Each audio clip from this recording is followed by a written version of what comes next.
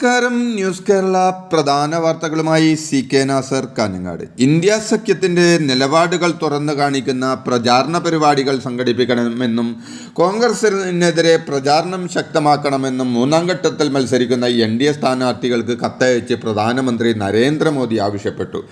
SC, ST, OBC വിഭാഗങ്ങളിൽ നിന്നും സംവരണം തട്ടിയെടുത്ത് മുസ്ലിങ്ങൾക്ക് നൽകാൻ കോൺഗ്രസും ഇന്ത്യ സഖ്യവും ശ്രമിക്കുന്നുവെന്നും ഈ അജണ്ട ഉൾപ്പെടെ കോൺഗ്രസിൻ്റെയും ഇന്ത്യ മുന്നണിയുടെയും ഗൂഢാലോചന പുറത്തു കൊണ്ടുവരണമെന്നും മോദി കത്തിൽ ആവശ്യപ്പെട്ടു.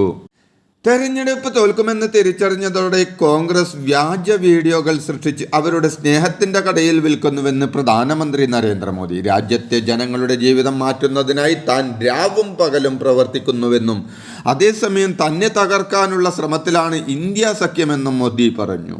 കോൺഗ്രസിന്റെ മുഖമുദ്ര വഞ്ചനയാണെന്നും മോദി തെരഞ്ഞെടുപ്പ് റാലിയിൽ ആരോപിച്ചു. രാജ്യത്ത് 2 ഘട്ടങ്ങളിലായി നടന്ന ലോക്സഭാ തെരഞ്ഞെടുപ്പിൽ കേന്ദ്ര തെരഞ്ഞെടുപ്പ് കമ്മീഷൻ പുറത്തുവിട്ട അന്തിമ പോളിംഗ് ശതമാനമനുസരിച്ച് ആദ്യഘട്ടത്തിൽ 66.14%, രണ്ടാം ഘട്ടത്തിൽ 66.71% ആകെ പോളിംഗ്. രണ്ടാം ഘട്ടത്തിൽ വോട്ടെടുപ്പ് നടന്ന കേരളത്തിൽ 71.27% ആകെ പോളിംഗ്. കേരളത്തിൽ 78.41% രേഖപ്പെടുത്തിയ വടകരയിലാണ് ഏറ്റവും കൂടുതൽ പോളിംഗ്. 63.37% രേഖപ്പെടുത്തിയ പത്തനംതിട്ടയിലാണ് ഏറ്റവും കുറവ്.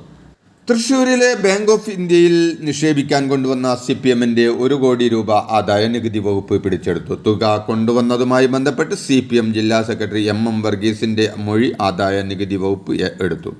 പണത്തിന്റെ ഉറവിടം കാണിക്കാൻ ആദായ നികുതി ആവശ്യപ്പെട്ടു. തെരഞ്ഞെടുപ്പ് പ്രഖ്യാപിച്ച ശേഷം CPM പിൻവലിച്ച 1 കോടി രൂപയാണ് ബാങ്കിൽ തിരിച്ച് നിക്ഷേപിക്കാൻ ശ്രമിച്ചത്. ഇതിനിടെയാണ് അപ്രതീക്ഷിതമായി പണം ആദായ നികുതി വകുപ്പ് പിടിച്ചെടുത്തത്. തെരഞ്ഞെടുപ്പ് കമ്മീഷൻ മുമ്പാകെ ഈ അക്കൗണ്ട് ബോധിപ്പിച്ചിട്ടില്ലെന്നാണ് ആദായ നികുതി വകുപ്പ് ഉദ്യോഗസ്ഥർ പറയുന്നത്.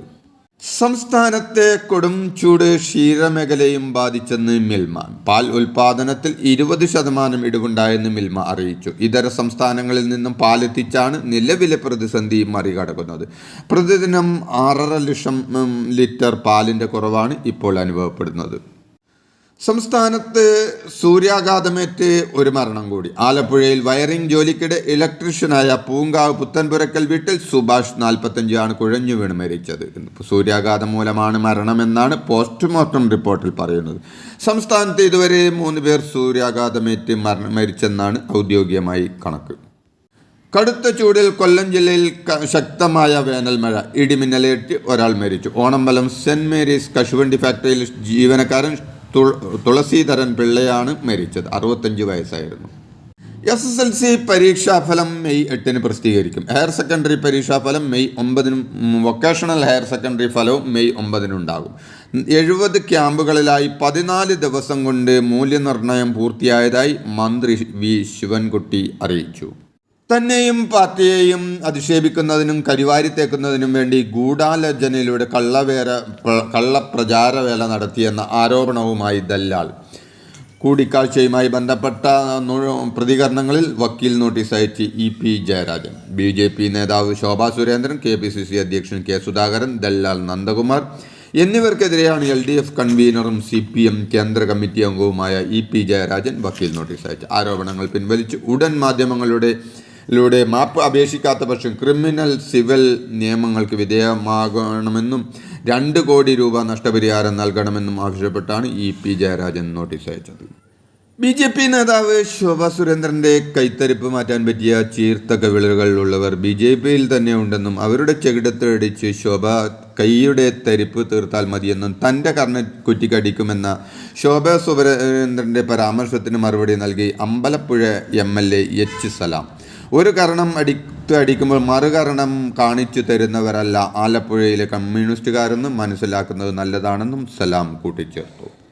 മേയർ ആര്യ രാജേന്ദ്രനും സച്ചിൻ ദേവ് MLAയുമായി ഉണ്ടായ വാക്കുതർക്കത്തിൽ KSRTC ഡ്രൈവർക്കെതിരെ തിരുവനന്തപുരം കോർപ്പറേഷൻ കൗൺസിൽ യോഗം പ്രമേയം പാസാക്കി. KSRTC ഡ്രൈവർ യദുവിനെ പിരിച്ചുവിടണമെന്നും നിയമ നടപടി സ്വീകരിക്കണമെന്നുമുള്ള പ്രമേയമാണ് കൗൺസിൽ പാസാക്കിയത്. വെള്ളാപ്പള്ളി നടേശനെതിരായ മൈക്രോ ഫിനാൻസ് കേസ് തുടരന്വേഷണത്തിന് തിരുവനന്തപുരം വിജിലൻസ് പ്രത്യേക കോടതിയുടെ ഉത്തരവ്. അന്വേഷണം പൂർത്തിയാക്കി 3 മാസത്തിനകം റിപ്പോർട്ട് സമർപ്പിക്കാനാണ് നിർദ്ദേശം. അഴിമതി നടന്നിട്ടില്ലെന്ന വിജിലൻസ് റിപ്പോർട്ട് കോടതി തള്ളി. മെയ് 2 മുതൽ ആഗസ്റ്റ് 30 വരെ നീണ്ടു നിൽക്കുന്ന ഇന്ത്യയിലെ ആദ്യത്തെ ആർട്ടിഫിഷ്യൽ ഇൻ്റലിജൻസ് അധ്യാപക പരിശീലനത്തിൽ 80,000 അധ്യാപകർ പങ്കെടുക്കുമെന്ന് മന്ത്രി വി ശിവൻകുട്ടി അറിയിച്ചു. പ്രചാരണ കാലത്തെ പരാമർശങ്ങളെന്നും മനഃപൂർവ്വമല്ലെന്നും തെറ്റിദ്ധാരണ ഒഴിവാക്കണമെന്നും പന്ന്യൻ രവീന്ദ്രനെ ഫോണിൽ വിളിച്ച് ശശി തരൂർ MP ആവശ്യപ്പെട്ടു. ചില പരാമർശങ്ങളിൽ വിയോജിപ്പുണ്ടെങ്കിലും ആരുമായും ശത്രുതയില്ലെന്നായിരുന്നു പന്ന്യൻ്റെ മറുപടിയെന്നും റിപ്പോർട്ടുകൾ.